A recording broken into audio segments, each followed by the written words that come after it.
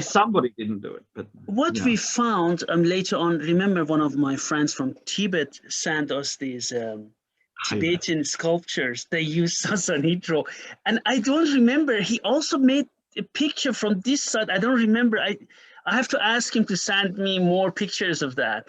But it looked really like Sassanid draw. Do you remember?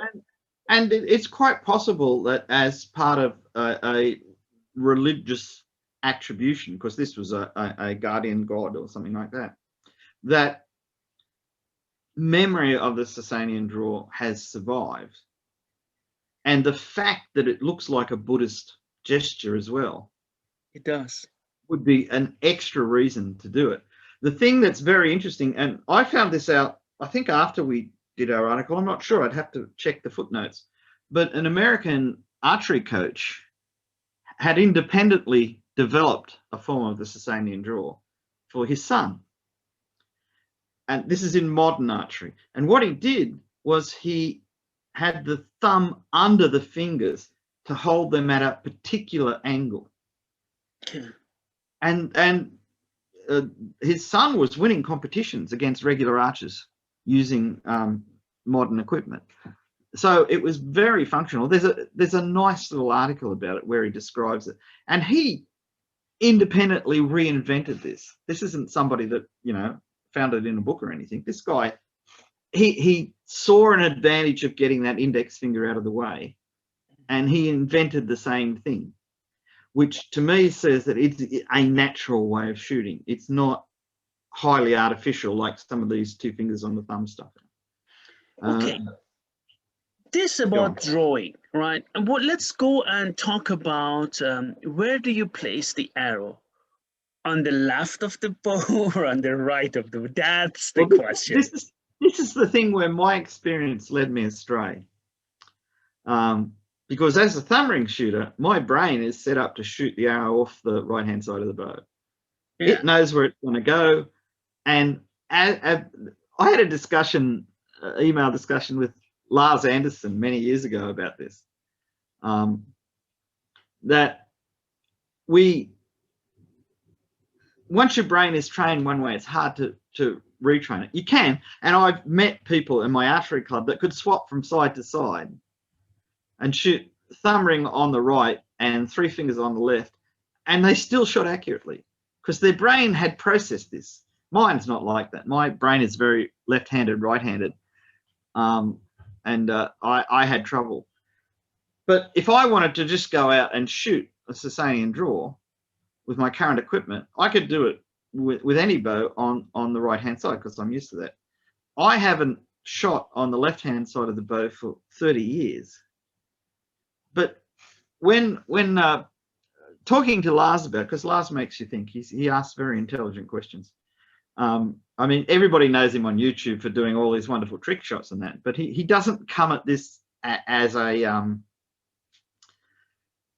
purely for the effect. He's interested in how you can do things, and some of the things he's invented are pretty remarkable. But when I went back and when we were doing the article and looked at all these plates really carefully, I noticed something quite interesting. And that was in many of them, the bow hand has the index finger curled up. Yes. Like this. And that reminded me of one of my friends who's a Mongolian who shoots in one of the modern Mongolian manners where they have the arrow on the, even though they're using a thumb ring, they have the arrow on the left-hand side of the bow. And they use the index finger as the rest. And they get a very consistent positioning of the arrow on the bow doing that. And I thought to myself, if the plates show that, is it a possible way to shoot? And it actually works very well. So I feel that you and I, as old thumb ring shooters, are in fact prejudiced to shoot on the right-hand side of the bow. I mean, I shot but you used the tab, and I shot Sassanid draw, but I still put my arrow on the right side like a thumb ring draw, and it worked. And it feels really good. But I think that from our experience. The other thing I noticed was that I tended to put the index finger against the arrow to stop it falling off. Okay. But when you look at the Sassanian plates, the silver plates, the gold plates, whatever they are, the index finger is pointing up a little bit. They never seem to be touching the arrow with the index finger. And my guess is the reason is because it's on the left-hand side. Because if it was on the left-hand side and you touched it with the index finger, you would knock it off your hand. Yes, you will. So that, I think, is the reason the index finger is up out of the way. But it's important to realize that you can shoot both ways. The amount of deflection of the string on release is tiny. It's much more controlled than when you use three fingers. In America, hunters particularly like using three fingers under, and they get an improvement in performance. If they use two fingers under, they would get an even bigger improvement in performance. But when you're hunting, stalking hunting or sitting in a hide or whatever, you're shooting maybe 10 to 20 meters.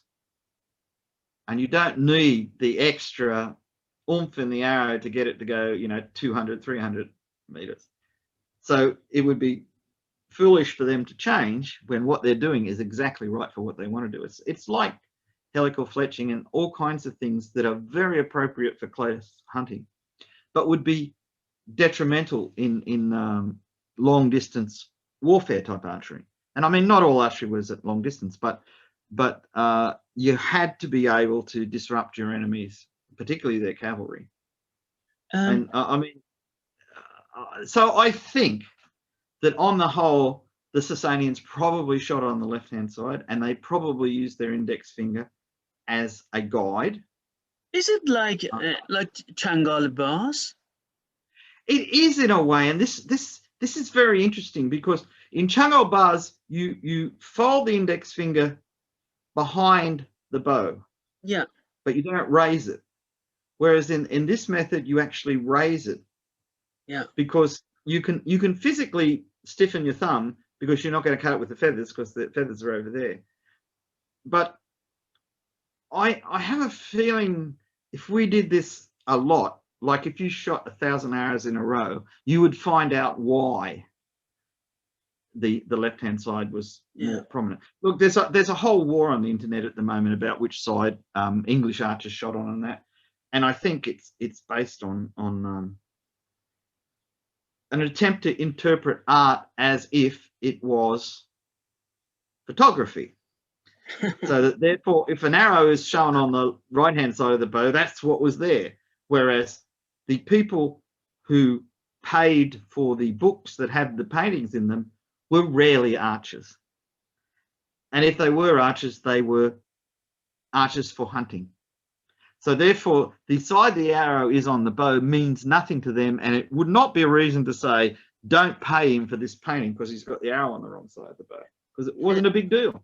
Bede, before we go ahead, because we are going to write also articles on Parthian archery, and so we have many sources at the moment.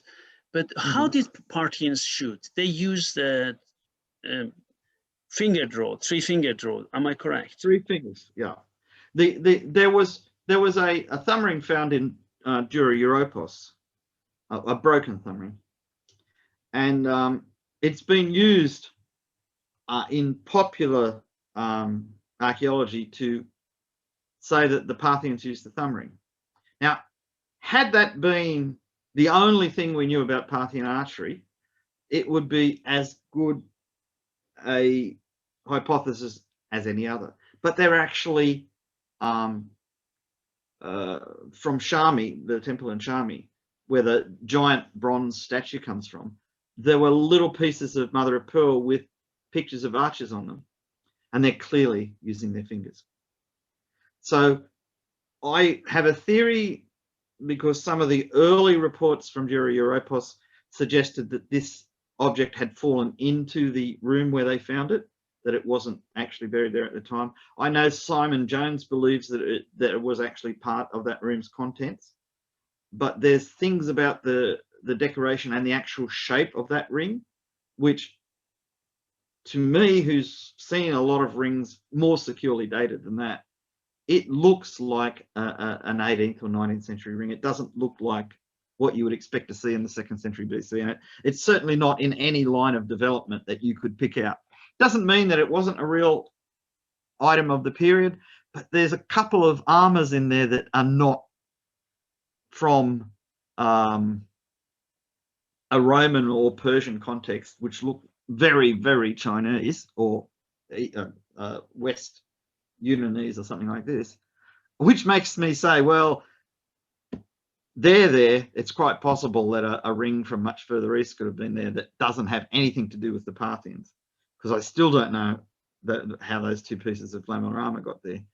And it'd be really interesting if someone could do an analysis on the leather and work out where the animal came from. But you can't really. Teeth are really good for identifying where things grew up, but skin after it's been processed is pretty much useless. But this has led to there's famous books on, there's Greece and Rome at War and books like this, which are compilations of very well illustrated and often quite well written chapters on various peoples and that. And you end up with a Parthian archer that's been repeated all over the internet without any acknowledgement, I might add. The original artist must be very unhappy about that. But the thing is that the original artist did not understand bows. And you can tell this because of the shape of the bow. It's beyond any bow you could draw that was stronger than 15 pounds. It's just the limbs are basically pointing back like this. The thumb drawer is purely based on this one item, and I don't think it's justified. There's another thumb ring that supposedly came from a Sarmatian grave in Ukraine or Russia. That's pretty dodgy too, because it's got so small a lip. The very small lip rings are either not archer's rings or they're very late archer's rings, because the technique you need for using a very small lip ring is very, very advanced, and it hadn't developed in the 2nd or 3rd century AD, I don't think, unless we find convincing evidence of it. So my guess is the Parthians were purely 3 or 2-fingered users. The Achaemenids who were before them, when they're shown in Greek sculptures with any accuracy, and I'm thinking of what's called the Alexander sarcophagus, which isn't for Alexander the Great, it was for another Alexander 100 years later. It has Persian archers on it, and they're clearly drawing 2-fingered. And it's possible that the Persians used 2 different sizes of bows in the Achaemenid Empire, a longer composite bow and a very short composite bow in the Scythian style.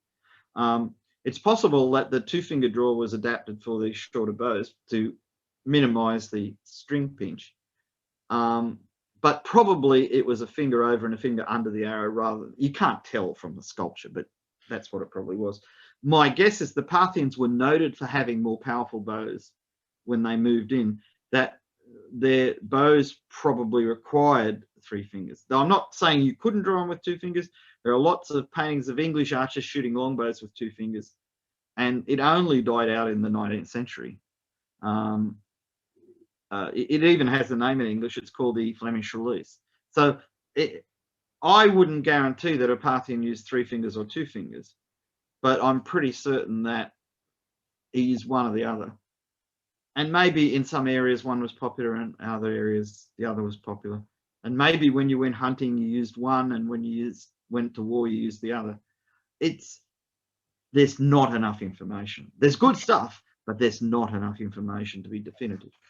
To finish our talk on Sassanid archery, another thing which we have, we know that, this book, which for all lovers of Iranian culture, Persian culture, is Shahnameh, Book of Kings, which talks about different old Persian dynasties. Some of it are, are historical figures. And then when they talk about Sassanids, we see they start to talk about Navak, arrow guide. And then they also talk about as shast raha kardan, means thumb draw.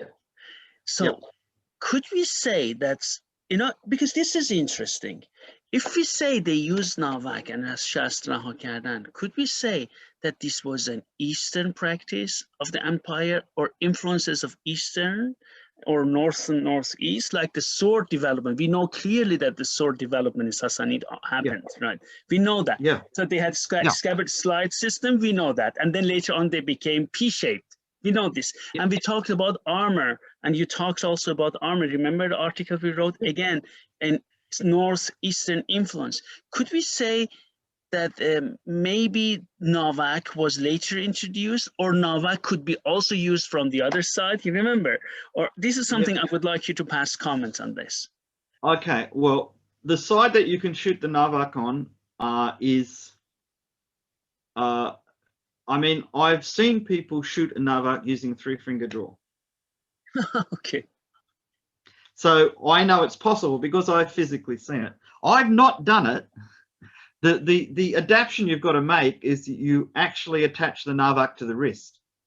Oh, okay. And then you get your wrist attachment just the right length, and you can draw and shoot quite well. I personally felt it was too dangerous, so I didn't do it. I mean, I'm quite happy to shoot it with a thumb drawer, and I've got them hanging around the room. Shah Madra, the Navak that has 2 sides with the slit from top to bottom. Yeah. And the regular Navak with the groove along the side. Yeah.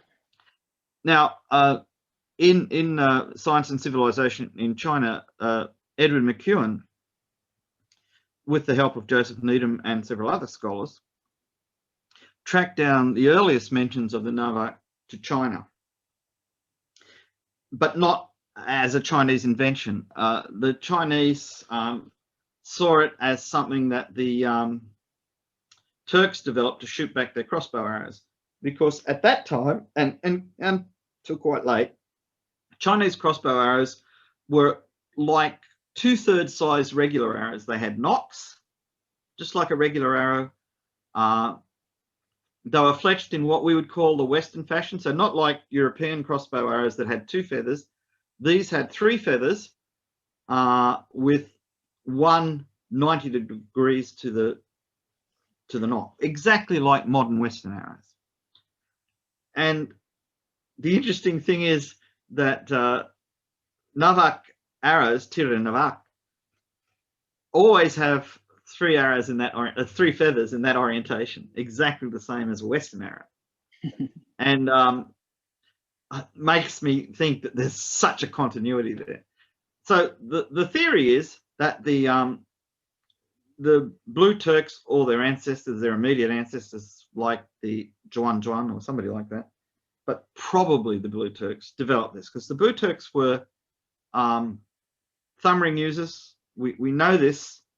I think there might even be an inscription in Old Turkish mentioning shooting with the thumb. I'd have to look it up. Unlike the Kipchak and even people like the Xiongnu, according to what Sergei Minaev has found, were probably 2-finger shooters.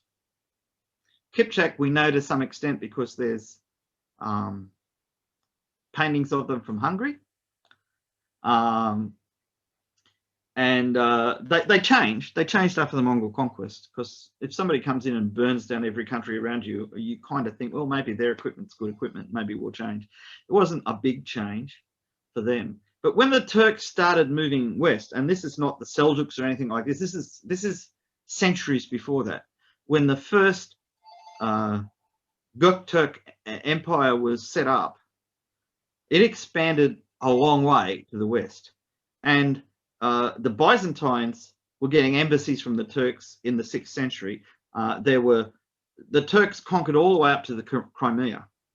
So all that northern area. Now, one of the first things that happened when the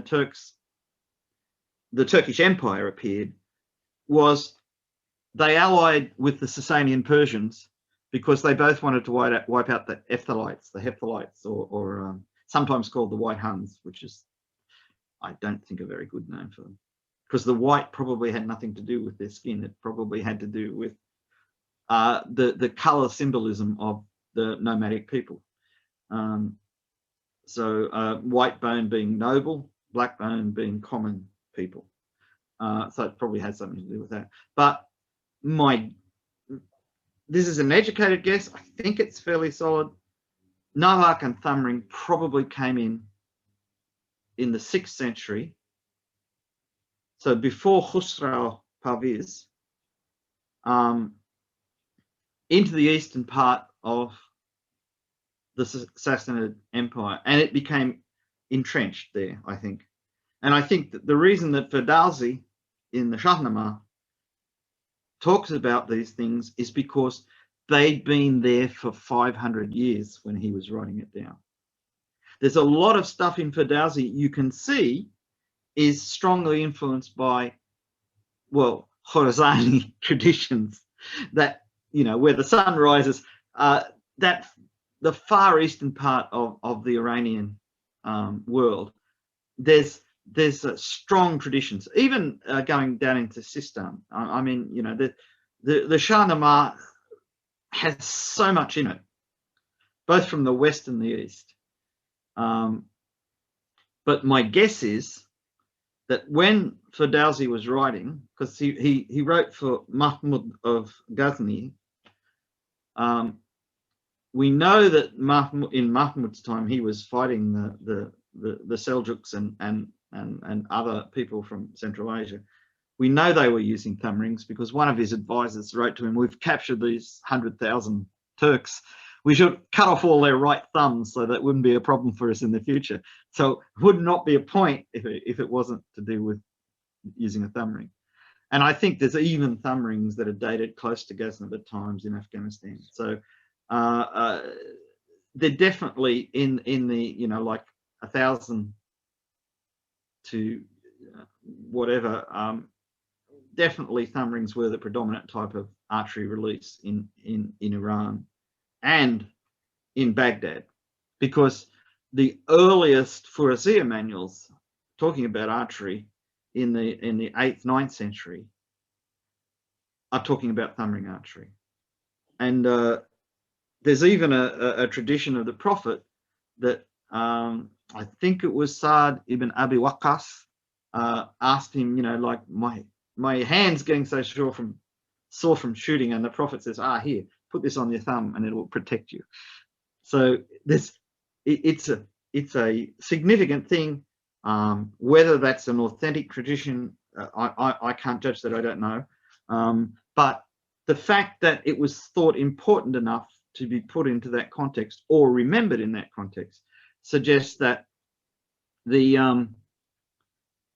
thumb ring became the most popular method of drawing. It may be because the early caliphs recruited a lot of Khorasani troops, and that was what was going on where they were.